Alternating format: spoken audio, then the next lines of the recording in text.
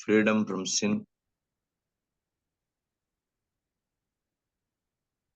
freedom from Satan, freedom from bondages, freedom from spiritual deadness.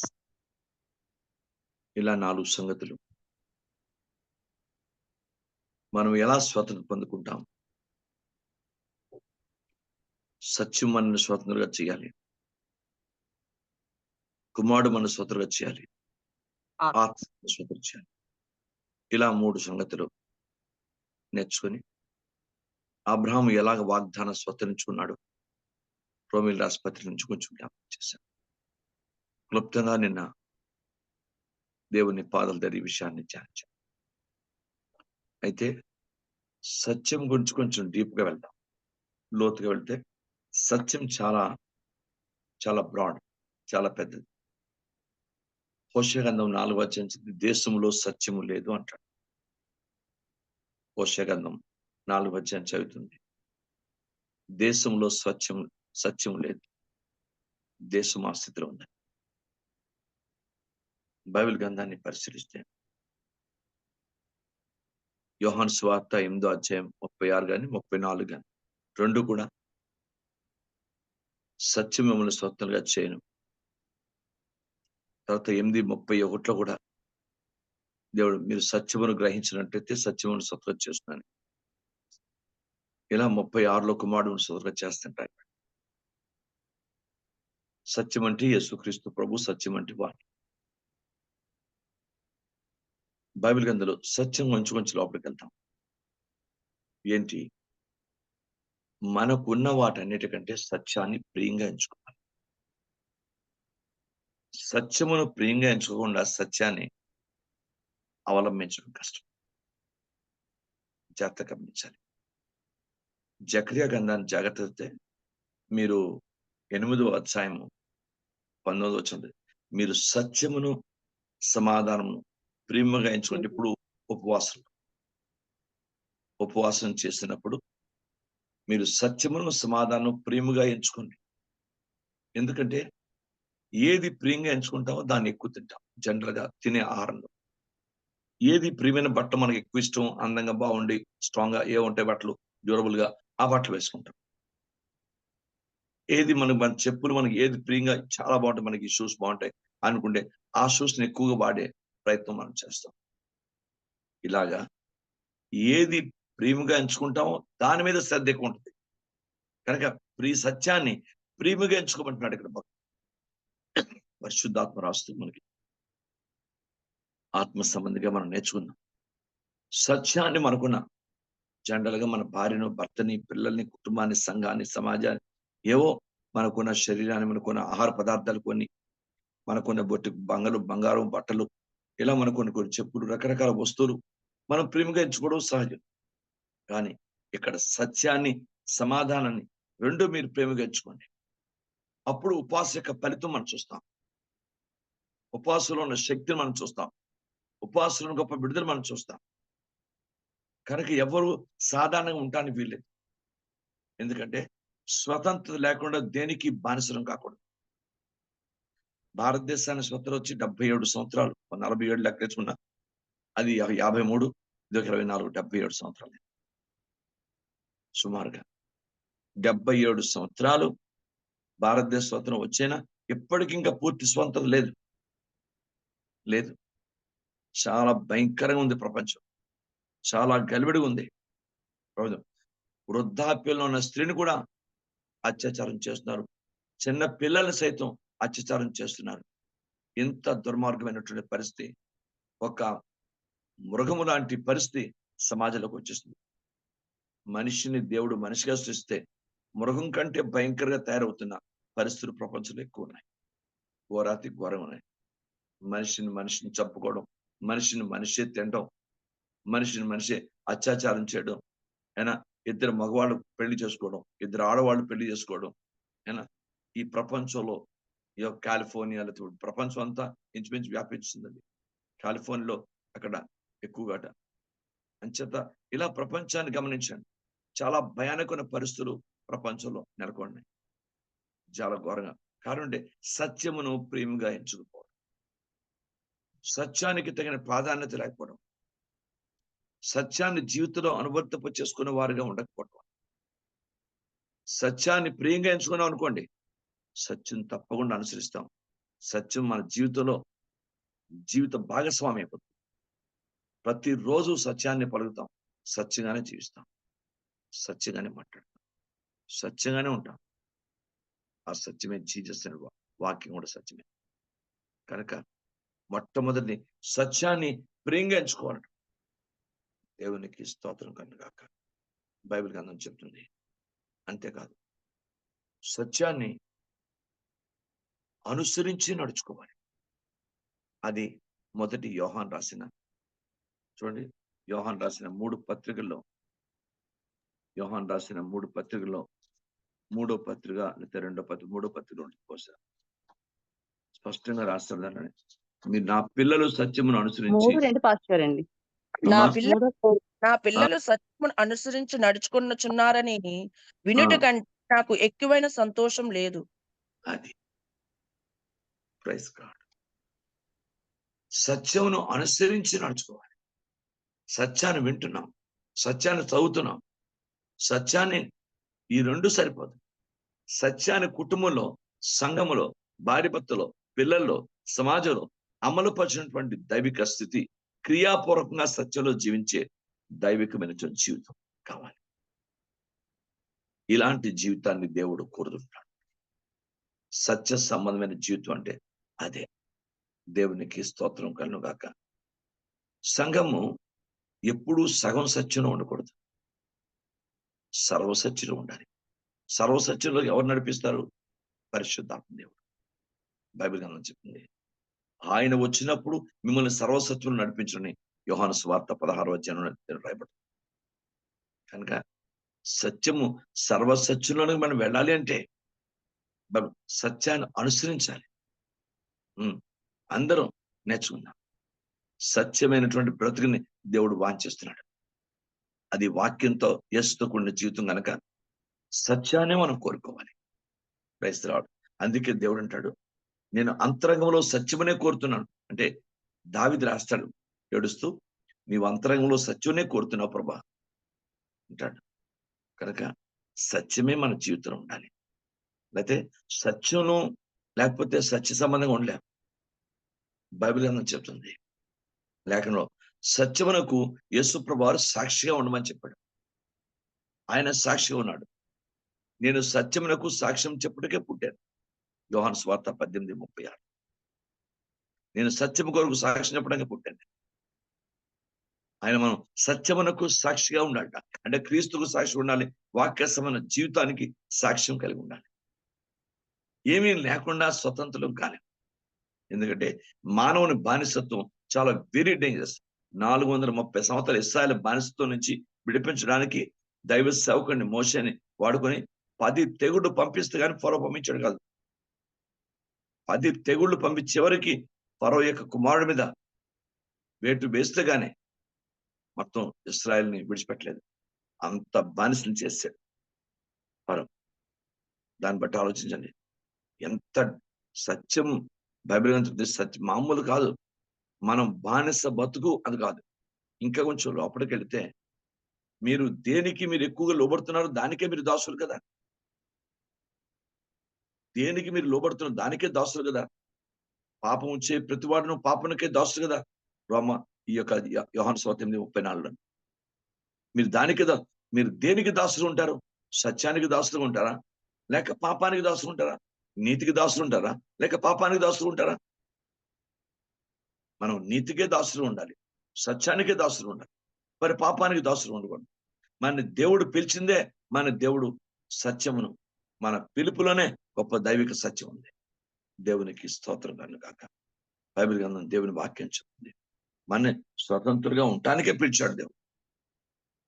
మన దేవుడు పిలిచిందే స్వతంత్రంగా ఉండటానికి. కనుక మనం బానిసలుగా, బందీలుగా ఉంటేలాగా ఆలోచించండి. దేవుని పాదాల దగ్గర ప్రార్థన చేద్దాం. ఎందుకంటే మన కొరకు జనములు నాశనం చూడలేక ఇర్మియా కొన్ని సంవత్సరాలు అంగలార్చి ఏడ్చి, కొన్ని సంవత్సరాల బందీ గృహశాలలో బందీగా ఉండిపోయాడు. ఎంత భయానకమైన బాధను పడ్డాడు. జాగ్రత్త మీరు గమనించాలి. అయినా ఎంతదన జనుల నాశనం చూడలేక అంటాడు. లేఖనాలు చెప్తున్నాయి. ఈరోజు దేవుని ప్రజలు మనకు ఆ భారం, మనకు ఆ బాధ్యత, మనకు ఆ కన్నీరు దైవాక్యానుసారంగా మనకు లేదు. అందుకే మనం ఎవరి కొరకు అంత భారం ఎప్పుడో ఏదో కష్టం వస్తూ, బాధ వస్తూ, నొప్పి వస్తూ, ఏదో వస్తే ఏడుస్తాం. అది వేరే విషయం. కానీ కేవలము జనులు నాశనం అయిపోతున్నారని బాధతోని ఏడ్చినటువంటి భక్తుడు యిర్మీయా. నా జనుల నాశనం నేను చూడనంటాడు బిలాపు వాక్యాలు. కనుక సంగమా నాకు నీకు కూడా మీకు కూడా మనందరికీ దేవా సత్యం అంటే చిన్నది కాదు. సత్యమునకు సాక్షిగా ఉండాలి. సాక్షిగా ఉండాలి. Praise the lord. సత్యం అంటే యేసుక్రీస్తుకు సాక్షిగా, వాక్యమునకు సాక్షిగా ఉండాలి. దేవునికి స్తోత్రం. బైబిల్ గ్రంథంలో పిల్లవాడిని ఉన్నప్పుడు పిల్లవాని చేష్టలు చేశాను. తర్వాత పెద్దవాడిని అయ్యాను. పిల్లవాని చేష్టలు మానివేశానంటాడు. మరొక దగ్గర భక్తుడు దావీదు రాస్తూ లేఖనాల్లో నేను చిన్నప్పటి నుంచి దీనిలో ఉన్నాను. నేను చిన్నప్పటి నుంచి నేను చూస్తూ ఉన్నాను. కానీ నేను నీతిమంతుల పిల్లల భిక్షమెత్తు కూడా నేను చూడలేదంటాడు. సత్య వాక్యానికి సాక్ష్యం ఇస్తున్నారు ప్రజలు. నీతిమంతుని పిల్లలు భిక్షమెత్తుకోలేదు. నేను చూడలేదంటాడు భక్తుడు. కనుక సత్యమునకు సాక్షిగా ఉండవలసిన జీవితం ఉండాలి. మన కుటుంబంలో, మన బ్లడ్ లో సత్యం ఇంజెక్ట్ అయిపోవాలి. ఇంజెక్ట్ అయిపోవాలి. అప్పుడే మనం జాగ్రత్తగా గమనించండి. కొన్ని సంవత్సరాలు జీవితంలో దేవుని బిడ్డలుగా ఉన్నప్పుడు లేక దేవ సేవా జీవితంలో ఏదో సత్యమును ఇస్కరియోతు యూదా అమ్మివేశాడు. బైబిల్లో సామెతలు 23:23 ఉంటుంది. మీరు సత్యమును అమ్మివేయక దాన్ని కొని మీ యొద్ద ఉంచుకోండి. అప్పుడే మీరు స్వతంత్రంగా ఉండగలరు. సత్యమును అమ్మివేద్దు. సత్యమును అమ్మివేయక దాన్ని కొని ఉంచుకోండి. సరే, బైబిల్ గ్రంథంలో రాయబడింది. కనుక సత్యాన్ని అమ్మివేసే ప్రసక్తి పరిస్థితి రానివ్వకూడదు. అంత జాగ్రత్త పడాలి. కృప చూపించు తండ్రి. సాయం చేయడం ప్రభా. దేవుని పాదాల దగ్గర దేవుని సేవకులు, దేవుని బిడ్డలు, దేవుని బిడ్డలైతే మరి వాళ్ళు ఉద్యోగాలు చేస్తారు కనుక దాని మీద మరో వ్యాపారం చేయొచ్చు, వాళ్ళు చేసుకుంటారు. కానీ దైవ సేవకులు ప్రపంచంలో ఒక్క సేవ తప్ప వారికి వేరే వ్యాపారం కానీ, వేరే అవగేషన్స్ కానీ, ఇతరమైనటువంటి వాక్యాన్ని వ్యతిరేకమైన సంపాదన కానీ ఉండకూడదు. అప్పుడు అతను పరిచర్య విశ్వాస పరిచర్య కాదు. జాగ్రత్త గమనించాలి. నేను ప్రభు నన్ను క్షమించును గాక చెప్పాలో చెప్పకూడదు తెలియదు కానీ ఒక విషయాన్ని కళ్ళారా చూశాను. ఎవరో చెప్పింది కాదు. ఓ పాస్టర్ గారు ఉండేవాడు. రెండు ఉంటాడు ఎక్కడ. ఆయన చీట్లు వేసేవాడు. నేను ఆ చీట్లు కట్టేవాడిని అడిగాను. ఆయన పాస్టర్ గారు కదా. ఆయన చీట్లు వేయటువంటి ఆయన దగ్గర మీరు చీట్లు వేయటువంటి ఈ విధంగా తన వ్యాపారం క్రైస్తవ్యం రెండు చేయబెట్టి అని ఎంతవరకు దైవ దృష్టిగా అది పద్ధతి కాదు. సేవ గురించి వచ్చిన వాడు సంపూర్ణ విశ్వాసంలో నీతిమంతుడు విశ్వాస మూలంగా జీవించను. అతను ఆ నీతిని తప్పితే అతని ఆత్మీయందు నా సంతోషం ఉండదని హెబ్రీ గ్రంథం రాయబడింది. అలా చేయకూడదు కదా అని పాడుతాను. మరి వాళ్ళేమేం చెప్పారో లేకపోతే ఆయనే తర్వాత అర్థం చేసుకున్నాడు. తర్వాత ఆ చీటు వ్యాపారం ఎంత భయానక ప్రపంచం పరిస్థితి ఎట్లా ఉంటుంది. ఇతర వ్యాపారాలు, ఇతర పరిస్థితులు ఏవి కూడా విశ్వాస మూలంగా మా ఆత్మీయత అంటే చెప్పాడు. దేవుని తట్టే ఎప్పుడు నీ కన్నులు ఎప్పుడు మనుషుల మీద పెట్టావా? నీ పరిచర్య కానీ, నీ జీవితం కానీ ఎందుకు పంచే? దేవుని మీద నీ కన్ను అనుకోవచ్చు. తప్పకుండా నీ సాయం పంపించేది దేవుడు తనే. కొండల తట్టు కాదు, దేవుని తట్టు నీ కన్నులెత్తు. నీకు సాయం యెహోవా ఎదురుండి వస్తుంది. ఎవరు ఇస్తే బాగును అన్న ఆలోచన నీకు రాదు. ఎవరు పంపించాలో, ఎవరి చేత ఇవ్వాలో దేవుడు తెలుసు. ఏలియా కాకుల చేత ఆహారం పంపించిన దేవుడు. నీకు నాకు తండ్రి ఉన్నాడు. అందుచేత ఎప్పుడు ఫైనాన్స్ విషయంలో తగినంత శ్రద్ధగా, ఆత్మీయంగా, దైవికంగా లేకపోతే నువ్వు అసలు అభివృద్ధి ప్రసక్తి ఉంది. ఇవన్నీ చాలా లోతుగా మనం కూర్చోబెట్టి చెప్పేవాడు. దేవునితో చూడండి, ఖచ్చితంగా మీ విశ్వాసం పరీక్షించబడితే గాని అది సరైన రీతిలో అభివృద్ధి పొందదు. అది అమూల్యంగా మారతాం. కనుక నేనైనా మీరైనా సత్యాన్ని అమ్మి వేయకుండా జాగ్రత్త పడాలి.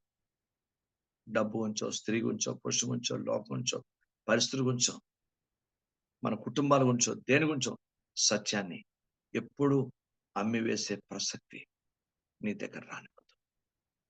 నువ్వు అలా ఉన్నంత కాలం సత్యం నిన్ను అంటిపెట్టుకునే ఉంటుంది. దేవునికి స్తోత్రం. కనుక ఎవ్వరు సత్యాన్ని అమ్మి వేయకూడదు. బైబిల్ గ్రంథం చెప్తుంది. అంతేకాదు, సత్యాన్ని ప్రేమతో చెప్పాలి. మనం ప్రేమతో సువార్త చేసినప్పుడు, మనం నిండు ప్రేమతో, అందుకే సంఘంలో కూడా అందరూ ప్రార్థించినప్పుడు మమ్మల్ని సంపూర్ణమైన దేవుని ప్రేమతో నింపు తండ్రి. మేము ఎవరికి బోధించినా, ఎవరికి సాక్ష్యం చెప్పినా, ఏం చేసినా అది సత్యాన్ని ప్రేమతోనే చెప్పాలి. అందులో దైవవాక్యాన్ని వ్యతిరేకమైన పరిస్థితులను మేము క్రోడీకరించకూడదు. దైవేక పరిస్థితులు ఎక్కడ ఉదాహరణ తీసుకోకూడదు. దైవ చిత్తానుసారమైన విషయాలనే మేము ఇతరులు క్షేమాభివృద్ధి, ఆదరణ, హెచ్చరిక కలిగి దైవిక విషయాలనే మేము ఆత్మానుసారంగా తీసుకోవాలి. కనుక ఎప్పుడూ సత్యాన్ని ఇలా ప్రేమతో చెప్తాము, సత్యం వారి జీవితాన్ని ఆకర్షిస్తుంది. అప్పుడు ప్రజలు అబద్ధ పరిస్థితులు, అబద్ధ జీవితాలు, అబద్ధమైన పరిస్థితులు విడిచిపెట్టి సత్యమైన దేవుని దగ్గర రావడానికి, యేసు ప్రభువు రావడానికి అవకాశం ఉంది. కనుక సత్యం అంటే 3 అక్షరాలే కదా అనుకుంటాం కానీ ప్రపంచంలో గొప్ప ఉన్నతమైనటువంటి స్థితిలో ఉంది సత్యం. దేవుని స్తోత్రం. కనుక సత్యం మనల్ని స్వతంత్రులు చేయాలి తప్ప లోకం, మనుషులు, ప్రజలు, ప్రపంచం, పరిస్థితులు మనల్ని స్వతంత్రులుగా చేయలేవు. సత్యం చేయాలి. ఈ ఆత్మీయ స్వతంత్రం గురించి నేను మాట్లాడుతున్నాను. ఇది దైవిక స్వతంత్రత కావాలి. మనం క్రైస్తవులు మనందరి జీవితంలో ప్రతి కుటుంబం నేర్చుకున్నాం. పేరుకే క్రైస్తవ కుటుంబం ఉండి ఎన్నో బంధకాలు ఉంటే మన వల్ల దేవునికి ఏంటి మహిమ వస్తుంది? మనం క్రైస్తవులమే. బట్ మన కుటుంబం అనేక విషయాలు బంధకాలు ఇంకా ఉంది. అప్పుడు మనం ఏమని సత్యాన్ని ప్రకటించగలం? ఏమని సత్యం గురించి మాట్లాడగలం? మన నాలుక తిరగదు కదా! సత్యం గురించి ఘంటాపథంగా చెప్పే శక్తి మన దగ్గర చాలదు కదా! అందుకే సత్యాన్ని ప్రేమతో చెప్పాలి. ముందు తండ్రి నన్ను దైవ ప్రేమతో నింపు. ఆ ప్రజల మీద జాలి, కనికరము, ప్రేమ నింపు. నేను ఆ ప్రజల్ని సంపూర్ణంగా ప్రేమించాలి. మంచిగా వారికి నేను సత్యాన్ని పండించాలి. ఆ సత్యం వారిని స్వతంత్రంగా చేస్తుంది. ప్రభు అద్భుతం చేయి తండ్రి. అన్ని తండ్రి పాదాలు పట్టుకొని ప్రేమతో నింపడితే అన్ని దైవ కార్యాలు కూడా అద్భుతంగా జరుగుతాయి. సత్యాన్ని ప్రేమతో చెప్పాలి. ఇది నాకు మీకు అవసరం. దేవునికి స్తోత్రం కలుగును గాక. బైబిల్ గ్రంథం చెప్తుంది. అంతేకాదు, సత్యమందు ప్రతిష్ఠించబడి జీవితం ఉండాలి. హల్లెలూయా. సత్యమందు ప్రభువారు యోహాను సువార్తలో రాస్తారు. వారిని సత్యమందు ప్రతిష్ఠ చేయి తండ్రి. వాళ్ళు సత్యమందు ప్రతిష్ఠ చేయబడితేనే ప్రతిష్ఠ యొక్క శక్తి వాళ్ళ జీవితంలో బాగా పనిచేస్తుంది. సత్యము చేయుటకు, సత్యముగా జీవించుటకు ప్రతిష్ఠ చేసుకోవాలి జీవితం. కాన్సెక్రేషన్ అంటారు దాన్ని. దాన్ని చేయాలి. అలా ప్రతిష్ఠ చేయబడిన జీవితం దేవునికి అనుకూలం ఉండదు. ఒక సేవకుడిగా, ఒక దేవుని బిడ్డగా, ఒక సువార్థికుడిగా, ఒక కాపరిగా, ఒక అపోస్తుడిగా, ఒక ఉపదేశకుడిగా ప్రతిష్ఠించుకుంటేనే ఆ ప్రతిష్ఠ గొప్ప అద్భుతం చేస్తుంది. నాజీరు చేయబడినటువంటి భక్తుడు సంసోను, అతడు ప్రతిష్ఠమైన వ్యక్తి, ఆ ప్రతిష్టను కోల్పోయినాడు. అప్పుడే నాజీరత్వం కోల్పోయాడు. ఎప్పుడు ఇవి కోల్పోయాడో తన జీవితంలో ప్రాణాన్ని కోల్పోయాడు. కనుక సత్యమందు మనం ప్రతిష్ఠ చేసుకోవాలి. మనం ప్రభువుని మీ హృదయంలో యేసుక్రీస్తును ప్రభువుగా ప్రతిష్ఠ చేసుకోండి.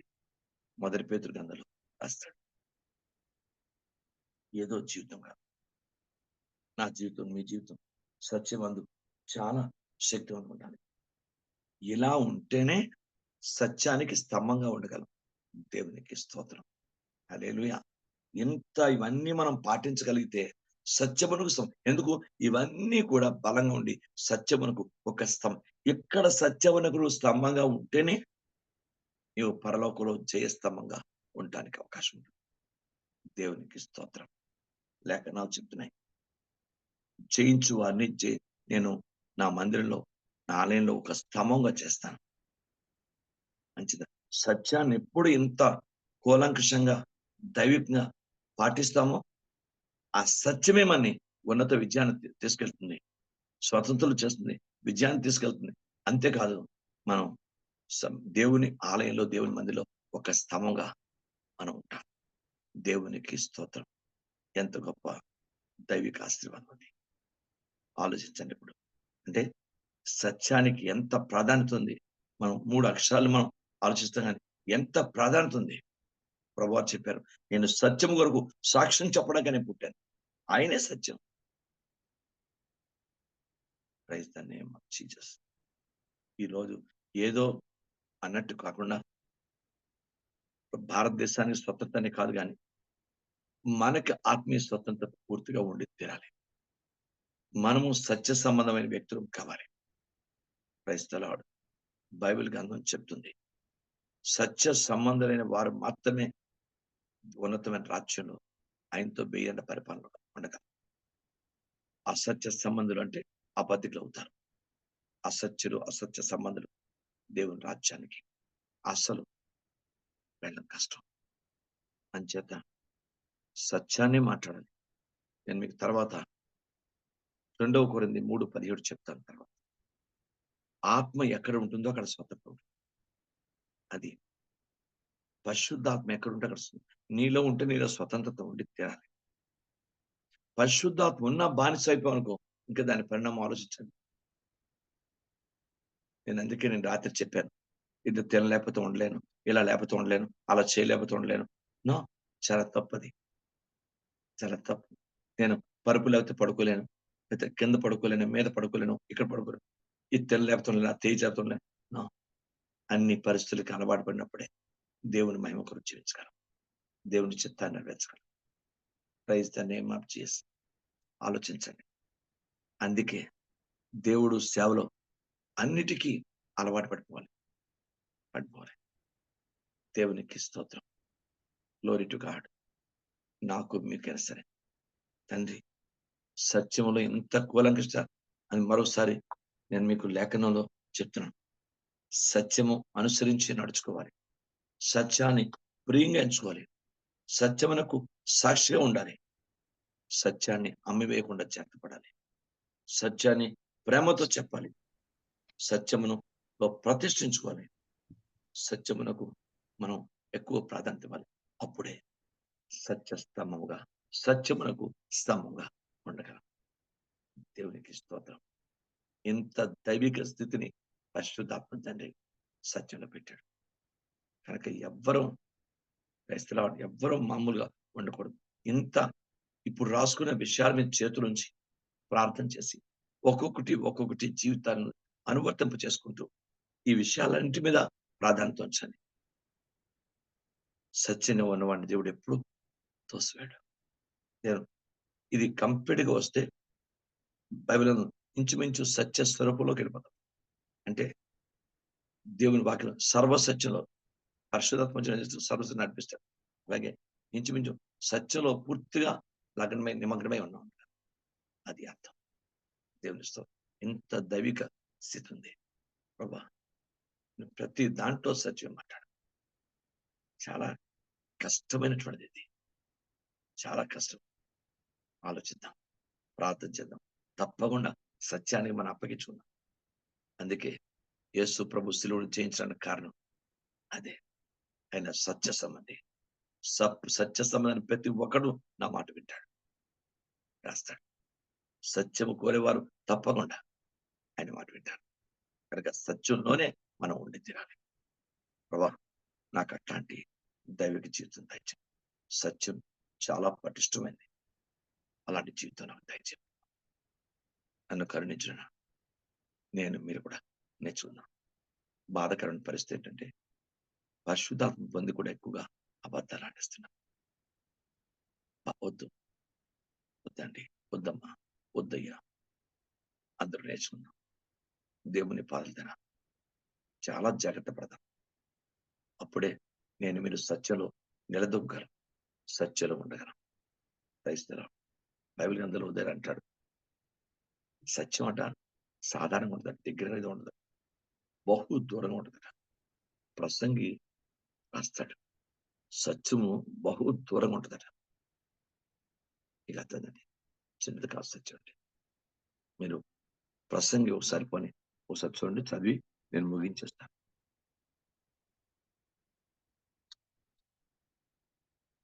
ఆ 7:24 చదవండి. సత్యమైన దూరముగాను ఆ, బహు లోతుగాను ఉన్నది. దాన్ని పరిశీలన చేయగలవాడెవడు? ఎవడు? వివేచించుటకును పరిశోధించుటకును జ్ఞానాభ్యాసము చేయుటకు సంగతుల యొక్క హేతువులను తెలుసుకుంటుకును భక్తిహీనత బుద్ధిహీనత అనియు బుద్ధిహీనత వెరితనమనియు గ్రహించుటకును రూఢి చేసుకుని నా మనసు నిలిపితిని. చాలండి. సత్యం బహు లోతుగా ఉంటుంది, బహు దూరంగా ఉంటుంది. దాన్ని గ్రహించగలిగిన వాడు అంటే ఎవరు దేవునికి అప్పగించుకొని సత్యంలో జీవించాలని ఇప్పుడు చెప్పిన సమస్త విషయాల్ని అవగాహన చేసుకొని అర్థం చేసుకొని దానిలో జీవిస్తామో వాళ్ళే సత్యాన్ని దూరంగా ఉన్నా, దగ్గర ఉన్నా, లోతుగా ఉన్నా దాన్ని ధ్యానించగలరు. ఇస్తలా బైబిల్ గ్రంథం చెప్తుంది. దేవునికి స్తోత్రం. కనుక నేనైనా మీరైనా తండ్రి సత్యంలో ఎంత లోతెనిస్తుంది కనుక మేము సత్యానికి అప్పగించుకొని సత్య సంబంధమైన జీవితం జీవించడానికి మా జీవితాల్ని సమర్పించుకున్నాం. ప్రార్థన చేద్దాం. తండ్రి, ఏదో జీవితం కాదు, సత్యం మాత్రమే మనని స్వతంత్రం చేస్తుంది. అంటే కుమారుడు, సత్యం అంటే యేసు, సత్యం అంటే వాక్యం. సృష్టి మొత్తం మీద మన పాపం నుండి, శాపం నుండి, నరకాగ్ని నుండి తప్పించేదంటే సత్యం. సత్యం అంటే వాక్కు, సత్యం అంటే యేసు. ఈ రెండే మన జీవితం.